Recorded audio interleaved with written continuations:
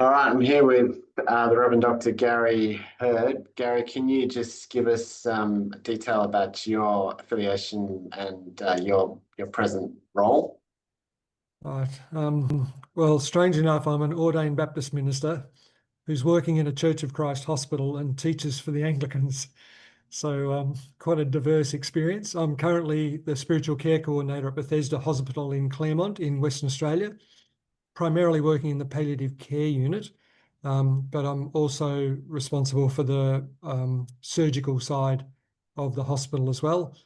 And I see my role as actually spiritual care for the staff. Again, in palliative care with particular needs, but for the staff across the hospital. Yeah, thank you. So, I guess the questions I'd like to ask you, keeping in mind there'll be many different religious expressions within our student body, is if I were to ask you what is your lived religion experience of Christianity, what might be the first thing that comes to mind? The first thing that comes to mind is that it's extremely varied.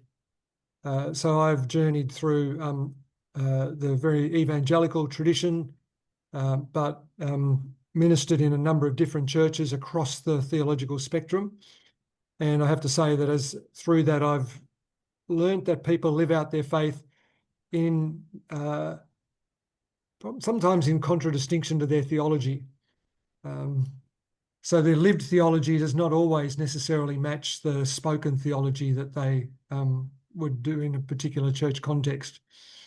So early ministry experience, people have a fear of God. So single example, coming home from church one Sunday, stopped in to pick up some hot bread. The church treasurer was just coming out of the hot bread shop, saw me and went pale. So I was the associate minister of the church, and he started apologising that he'd actually stopped in on a hot bread shop because he normally doesn't shop on a Sunday, blah, blah, blah. I thought, I don't know what he thinks I'm doing here going into the hot bread shop. But it's that sense of coming out of that tradition where God is almost like the enforcer in the sky who's waiting for you to step out of line. And then into situations where people would kind of look down on that approach and who seek to live a more inviting faith, if you like, and to find a theological platform that accepts that.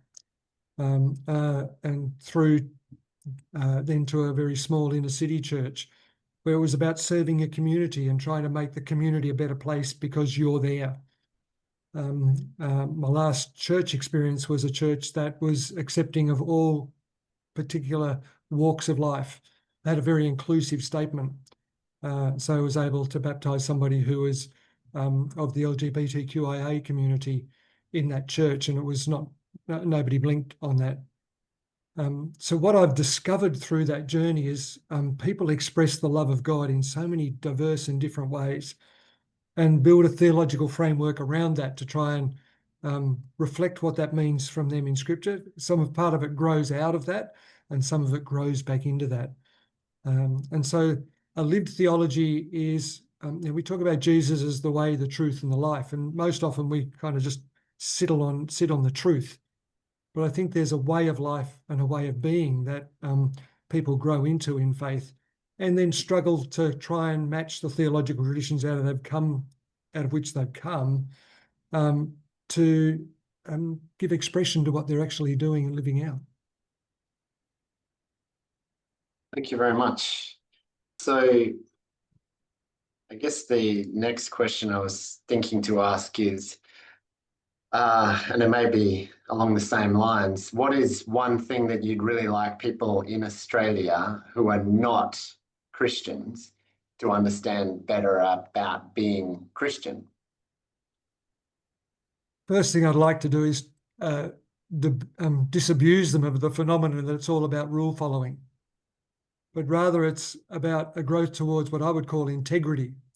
And that is where our belief system and our life values and the way that we live line up.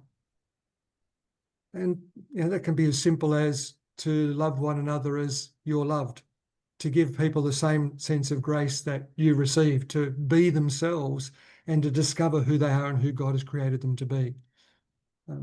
For me, that's a liberating thing rather than a constricting process. I'm very much of the mind that when Jesus was giving examples of the Gospels, he had the Old Testament at his disposal, but he used illustrations from first century Palestinian context.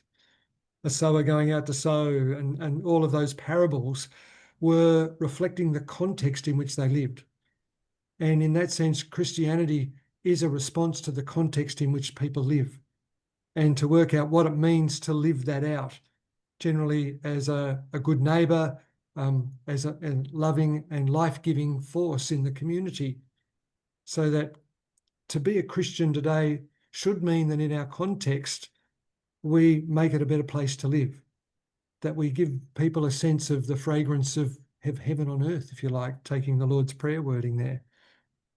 How that looks like for different people, how that worship works out, will depend upon who they are. And the community that's built around should support what that is meaning to give life to, rather than just becoming something that's almost a conclave outside of that particular reality.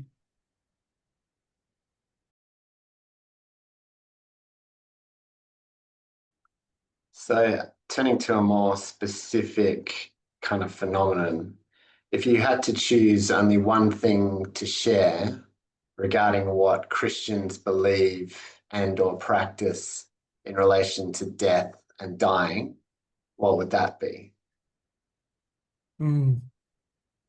Yep.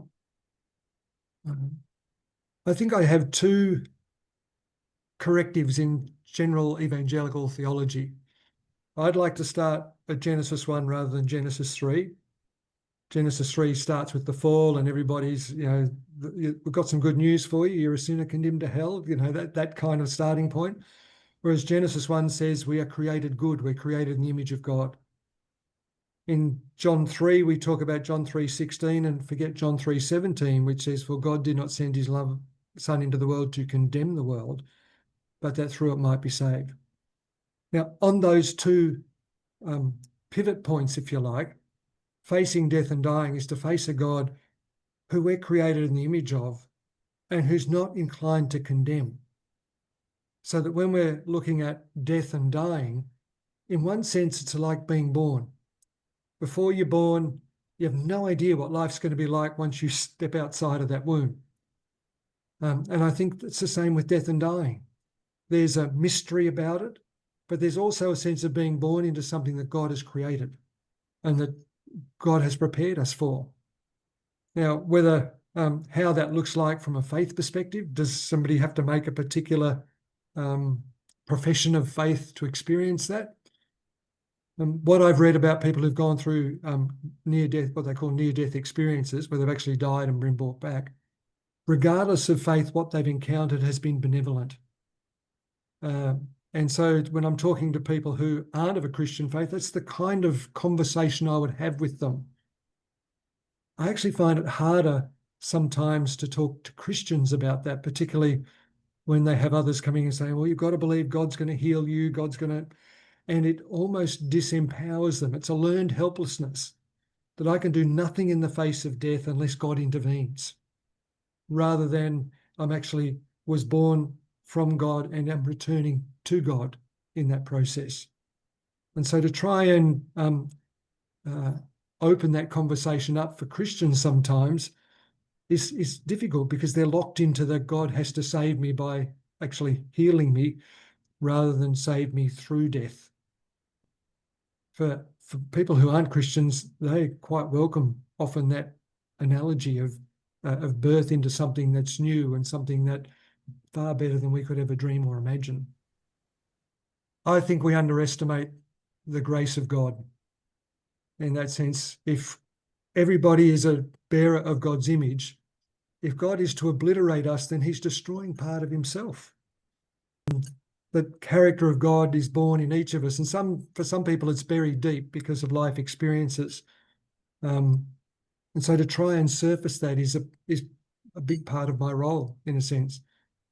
For many, I'm an image of God. So walking into a room, sometimes in a palliative care unit, people don't want to see me because of their previous experiences. We know what's been written large through the Royal Commission, for example.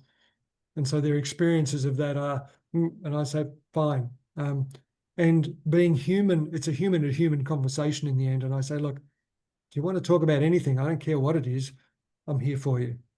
And as I build that over the days of somebody being in a palliative care unit, you get some really interesting conversations, discovering people's life's journeys. And that's a real rich experience for a chaplain. But it also opens doorways for care and support through people as they face the journey of life's limitations, basically. So, yeah, the grace of God is far richer than I used to accept and understand in my more zealous youth, I suppose.